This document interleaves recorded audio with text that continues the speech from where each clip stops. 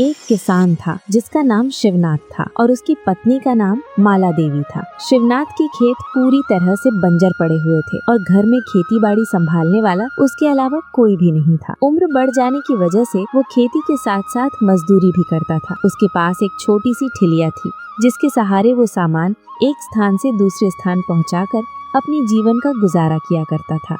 उसकी पत्नी माला देवी अत्यंत धार्मिक स्वभाव की स्त्री थी। ये सब देखकर वो अपनी पत्नी से कहने लगा, अरे भाग्यवान, मैं तो दिन रात मेहनत करके अपने बूढ़े शरीर पर बोझ डालकर मजदूरी करता हूँ ताकि घर का पेट भर सके और हमारी छोटी सी झोपड़ी का कोई बंदोबस्त हो सके। पर तुम देखो, आधा आटा बचाकर देवी देवताओं के नाम से रोटियां निकाल देती हो, उन्हें भोग के रूप में अर्पित करती हो और इस आधे आटे की रोटियों से हम दोनों का पेट भरना भी मुश्किल हो जाता है। ऊपर से तुम्हारा ये दान देने का तरीका मुझे भीतर से छू कर तकलीफ देता है। मैं तो ठहरा गरीब मजदूर, मेरी कमाई सीमित है। इतनी मेहनत के बाद भी सब कुछ कहाँ से जुटाऊं? ये सब व्यवहार तुम्हारा, इसे मैं कब तक सहूं? सच में बताओ। सुनो जी, देखो वही देवता जिनकी कृपा से हमें रोटियां मिलती हैं, उनके लिए तो हम ये छोटा सा भोग लगाते हैं। सोचो, अगर हम इसे ना करें तो उन दिव्य शक्तियों का आशीर्वाद भी हमसे दूर हो जाएगा। जिस दिन तुम्हें मजदूरी नहीं मिलेगी उस दिन हमारे साथ साथ देवी देवता भी भूखे रहेंगे, पर उनकी कृपा से ही हमारे घर में भोजन पहुंचता है। इसलिए अगर हम उन्हें संतुष्ट करेंगे तो वे हमारे लिए भी भोजन की व्यवस्था करेंगे और इस प्रकार हमें भी तुम्हारी मेहनत का फल मिलेगा। हमारे सारे काम भगवान की सहायता से सहज रूप से पूरे होंगे। इसलिए सुनो जी, तुम अपने काम पर ध्यान दो, अपनी मेहनत करो और मुझे भी अपना काम करने दो। यही तरीका है जिससे हम दोनों का भला होगा। हमारा घर सुख समृद्ध रहेगा और हमारे जीवन में हर प्रकार की समृद्धि बनी रहेगी। हाँ माला, अब मैं समझ गया हूँ। तू सच में बहुत समझदार और दूरदर्शी है। आज तूने मेरी आंखें खोल दी हैं और मेरी सोच को पूरी तरह से बदल दिया है। अब मैं कभी भी तुझे रोकूंगा नहीं, चाहे जितनी मेहनत क्यों ना करनी पड़े। हाँ, मैं समझ गया हूँ कि मेरी कमाई में भगवान का एक छोटा सा हिस्सा देना कितना महत्वपूर्ण है। उनके आशीर्वाद से ही हमारे सारे कार्य सफल होते हैं और जीवन में सुख समृद्धि बनी रहती है। इसलिए मैं अब अपनी मेहनत पूरी लगन और ईमानदारी से करूंगा और साथ ही तुम्हें भी ये आजादी दूंगा कि तू अपनी भक्ति और पूजा का काम करती रहे। अब अच्छा, मैं चलता हूँ अपनी मजदूरी करने ताकि हमारे घर का इंतजाम ठीक से हो सके और हम दोनों का जीवन सहज और खुशहाल बन सके। अच्छा ठीक है जी, मैं जानती हूँ अब तुम्हें समझ आ गया है और तुम अपने काम में पूरी लगन और ईमानदारी से मेहनत करोगे। बस एक बात हमेशा याद रखना, अपने दिल में भगवान शिव का ध्यान करते रहना। उनकी भक्ति और ध्यान से ही जीवन में सुख और समृद्धि बनी रहती है। जो कुछ भी हम कर रहे हैं, चाहे घर का इंतजाम हो या खेती किसानी, सब में भगवान का आशीर्वाद होना चाहिए। उनका स्मरण करते रहना, उनके नाम का जप करना और हमेशा भक्ति में मन लगाना। प्रभु तुम्हारी रक्षा करेंगे, तुम्हें हर कठिनाई से बचाएंगे और तुम्हारे हर प्रयास में सफलता देंगे। हाँ माला, तू बिल्कुल चिंता मत कर। मैं जानता हूँ कि भगवान शिव की भक्ति में ही सच्चा सुख और सुरक्षा है। मैं अपने हर काम में, चाहे मजदूरी हो या खेतों की मेहनत, उनके नाम का स्मरण करता रहूंगा। उनके ध्यान में मन लगाकर मैं न केवल अपने लिए बल्कि हमारे पूरे घर और परिवार के लिए भी आशीर्वाद मांगूंगा। तुम्हें चिंता करने की कोई जरूरत नहीं। मैं हमेशा भगवान की कृपा और मार्गदर्शन के साथ अपने कर्तव्यों को निभाऊंगा। देवताओं पर आस्था और विश्वास रखने के कारण शिवनाथ को उस दिन बाकी दिनों की तुलना में अधिक मजदूरी प्राप्त हुई और उसने पहले से कहीं अधिक धन भी अर्जित किया। अरे माला, तुम कहाँ हो? जल्दी आओ, आज मैंने तुम्हें दिखाने लायक बहुत मेहनत की कमाई की है। देखो, ये आज के दिन में मैंने जो मेहनत की उसका फल तुम्हारे सामने है। ये सारे पैसे मैंने कमाए हैं और मैं चाहता हूँ कि तुम इन्हें संभालो।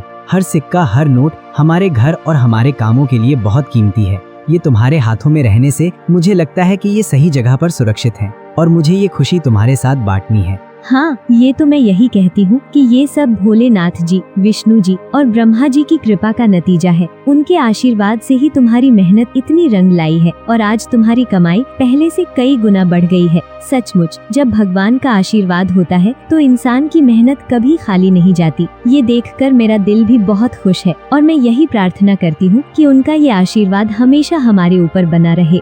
हाँ, तुम बिल्कुल सही कहती हो माला।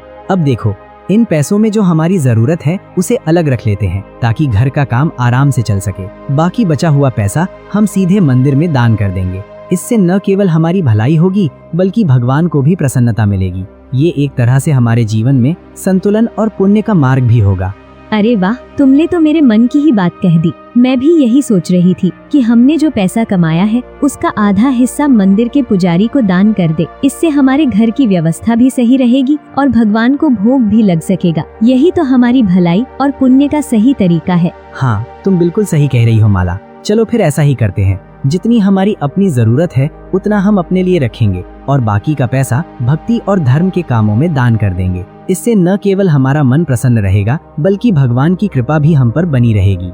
माला और शिवनाथ उन सभी पैसों को श्रद्धा भाव से मंदिर में दान कराते हैं और दोनों पति पत्नी अत्यंत प्रसन्न और संतुष्ट जीवन व्यतीत करने लगते हैं। इसी प्रकार शिवनाथ प्रतिदिन मजदूरी करने के लिए जाता रहा और अपने परिश्रम से घर चलाता रहा। लेकिन एक दिन अचानक शिवनाथ की तबीयत बिगड़ गई और वो गंभीर रूप से बीमार पड़ गया। डॉक्टर ने उसकी हालत को देखते हुए उसे पूरे 10 दिनों तक पूर्ण विश्राम करने की सलाह दी। शिवनाथ, तुम्हारी सेहत काफी कमजोर लग रही है। तुम्हें बुखार के साथ अत्यधिक थकावट भी है। इसलिए मैं तुम्हें सलाह देता हूँ कि कम से कम 10 दिन तक पूरी तरह आराम करो। इस दौरान कोई भारी काम मत करना। अपना ध्यान रखना बहुत जरूरी है। ओह डॉक्टर साहब, क्या सच में शिवनाथ को 10 दिन तक पूरी तरह आराम करना होगा? अब हमारी रोजमर्रा की चीजों की जरूरतें कैसे पूरी होंगी? कैसे रोटियां बनेंगी और भगवान को भोग कैसे देंगे? हमारा घर का गुजारा कैसे चलेगा? सारे काम कैसे होंगे? हे भोलेनाथ, हमारी रक्षा करो और हमारी कठिनाइयों को दूर कर दो। उधर अपने सच्चे भक्त शिवनाथ और माला देवी के कष्ट और दुख को देखकर भगवान शिव, विष्णु जी और ब्रह्मा जी आपस में विचार विमर्श करने लगे और एक दूसरे से कहने लगे, सुनिए विष्णुदेव जी और ब्रह्मादेव जी, हमारे प्यारे भक्त शिवनाथ और माला देवी इस समय बहुत बड़े संकट में फंसे हैं। उनकी कठिनाइयों और दुखों को देखकर हमारा हृदय द्रवित हो गया है। हमें तुरंत उनकी सहायता करनी चाहिए और उनके जीवन में सुख, शांति एवं समृद्धि वापस लानी चाहिए। हे महादेव, आप जो निर्देश देंगे हम उसी के अनुसार कार्य करेंगे। कृपा करके हमें बताइए कि इस समय हमारे भक्त शिवनाथ और माला देवी की मदद के लिए हमें क्या कदम उठाने चाहिए ताकि उनका जीवन फिर से खुशहाल और समृद्ध हो सके। ठीक है, मैं स्वयं धरती पर उतरकर उनके खेतों में हल चलाऊंगा ताकि मिट्टी फिर से उपजाऊ बने। और आप विष्णुदेव, इंद्रदेव को आदेश दो कि खेतों में समय पर बारिश करें जिससे फसल लहलहाए। ब्रह्मादेव, आप अन्नपूर्णा देवी से कहकर अन्न की पर्याप्त व्यवस्था कराएं ताकि शिवनाथ के खेतों में हरियाली और भरपूर उपज हो। इस प्रकार हमारे प्रयासों से उनका जीवन फिर से खुशहाल और समृद्ध बन जाएगा। इस प्रकार तीनों देवताओं ने अपनी दिव्य लीलाओं के माध्यम से अद्भुत चमत्कार प्रकट किया और जो खेत अब तक बंजर पड़े थे उनमें भी हरी भरी फसलें लहलहाने लगी। इधर शिवनाथ की तबीयत और अधिक बिगड़ जाने से माला अत्यंत व्याकुल और दुखी हो गई। वो रोते रोते भोलेनाथ से निरंतर प्रार्थना करती रही और अंततः थक कर शिवनाथ के चरणों के पास ही सो गई।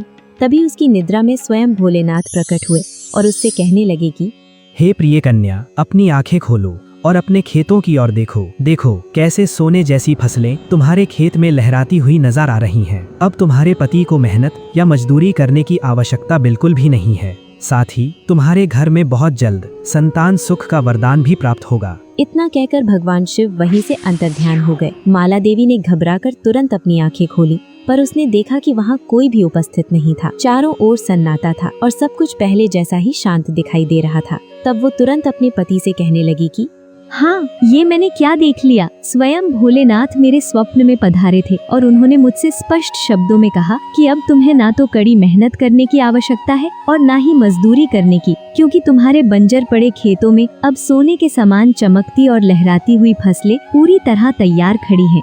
क्या तुम सच कह रही हो भाग्यवान? क्या वास्तव में तुम्हें ऐसा ही स्वप्न दिखाई दिया है कि हमारे खेतों में फसलें हरी भरी होकर लहरा रही हैं और अब हमें कड़ी मेहनत या मजदूरी करने की बिल्कुल भी आवश्यकता नहीं है? जी हाँ, आइए हम अभी तुरंत अपने खेतों की ओर चलकर स्वयं जाकर देख लेते हैं कि वास्तव में वहाँ फसलें हरी भरी होकर लहरा रही हैं या फिर ये केवल स्वप्न मात्र था। शिवनाथ और माला देवी अपने खेत पर जाकर देखते हैं कि जो जमीन पहले पूरी तरह बंजर पड़ी थी वही खेत अब सुनहरी और हरी भरी फसलों से भरकर लहरा रहे हैं। ये अद्भुत दृश्य देखकर दोनों के चेहरे खुशी से खिल उठते हैं और वे अपार आनंद से भर जाते हैं। तब अत्यंत भावुक होकर शिवनाथ कहता है, हाँ, अरे वाह, देखो माला, ये क्या अद्भुत नजारा है। अरे भाग्यवान, कैसे संभव हुआ ये? मेरी आंखों पर यकीन ही नहीं हो रहा। ये तो जैसे किसी चमत्कार से कम नहीं है। हमारे बंजर खेतों में अनाज की लहरें, हर तरफ हरियाली फैल रही है। हाँ, यही उनकी महिमा है। जिन्हें हम भोग चढ़ाते थे, जिनके नाम से रोटियां बनाती थी, वही हमारे सामने आज अपनी कृपा दिखा रहे हैं। तुम कहते थे देवताओं को रोटियां देने से क्या होगा, लेकिन देखो हमारी श्रद्धा और भावनाएं, भोलेनाथ ने उन्हें स्वीकार कर लिया। जय भोलेनाथ, जय बाबा। सच कह रही हो माला, अब तो हमारे हृदय की प्रसन्नता की कोई सीमा नहीं रही है। चलो अब हम बिना देर किए तुरंत मंदिर की ओर चलें और वहां जाकर भगवान का हृदय से धन्यवाद अर्पित करें, उनके प्रति अपनी गहरी श्रद्धा और सच्चा आभार प्रकट करें। दोनों पति पत्नी शिव मंदिर आते हैं, सिर को झुकाकर उनकी वंदना करते हैं। इधर भोलेनाथ अपना चमत्कार दिखाते हैं। मंदिर का पुजारी एक मासूम बच्चे को गोद में लिए कहता है, अरे हे भगवान, शिव शिव शिव, ये बच्चा कौन छोड़ कर गया है? कौन सी निर्दयी माँ ने इसे हमारे मंदिर में रखा? यदि कोई निसंतान माता है तो ये बच्चा उसी के पास लौट जाए, यही मेरी प्रार्थना है। शिवनाथ और माला देवी ने सोचा, सुनिए जी, क्या ऐसा नहीं हो सकता कि हम इस निरपराध और मासूम बच्चे को अपनी संतान के रूप में अपना ले? हमारी तो कोई औलाद भी नहीं है। संभव है कि यही भोलेनाथ की असीम कृपा और उनकी अद्भुत महिमा हमारे जीवन में इस रूप में प्रकट हो रही हो। हाँ, तुम बिल्कुल सही कह रही हो माला। आओ हम अभी मंदिर के पुजारी जी के पास चलें और उनसे विनम्रता के साथ इस बच्चे को अपनाने की आज्ञा और आशीर्वाद प्राप्त करें। पुजारी जी, आपसे विनम्र प्रार्थना है कि इस नन्हे और मासूम बालक को हमें सौंप दीजिए और इसे हमारी झोली में डाल दीजिए। हमारी अपनी कोई संतान नहीं है, परंतु हम इसे पूरे स्नेह, ममता और पूर्ण जिम्मेदारी से पालेंगे और इसका पालन पोषण अत्यंत प्रेम और सावधानी से करेंगे। हाँ पंडित जी, कृपा करके ये नन्हा बालक हमें दे दीजिए। हमारे बुढ़ापे का कोई सहारा नहीं है। हम आपसे हाथ जोड़कर विनती करते हैं, प्रभु के नाम पर दया कीजिए और हमारी ये प्रार्थना स्वीकार कर लीजिए। हाँ हाँ ठीक है, यदि यही भोलेनाथ की इच्छा है तो निस्संदेह इसमें उनकी कोई दिव्य योजना अवश्य होगी। इसलिए मैं ये बालक तुम्हें श्रद्धा और विश्वास के साथ सौंप देता हूँ। अरे ये तो कितना सुंदर और मनमोहक बालक है। पंडित जी, आपका हृदय से धन्यवाद, आपका बहुत बहुत आभार। सचमुच भोलेनाथ ने हमारी पुकार सुन ली और हमारी मनोकामना पूर्ण कर दी। जय भोलेनाथ, जय बाबा, आपकी महिमा अपरंपार है। माला देवी खुशी खुशी बच्चे को लेकर अपने घर आ गए। इस प्रकार दोनों पति पत्नी भोलेनाथ, विष्णु और ब्रह्मा जी के गुणगान करने लगे और सुखी से जीवन व्यतीत करने लगे।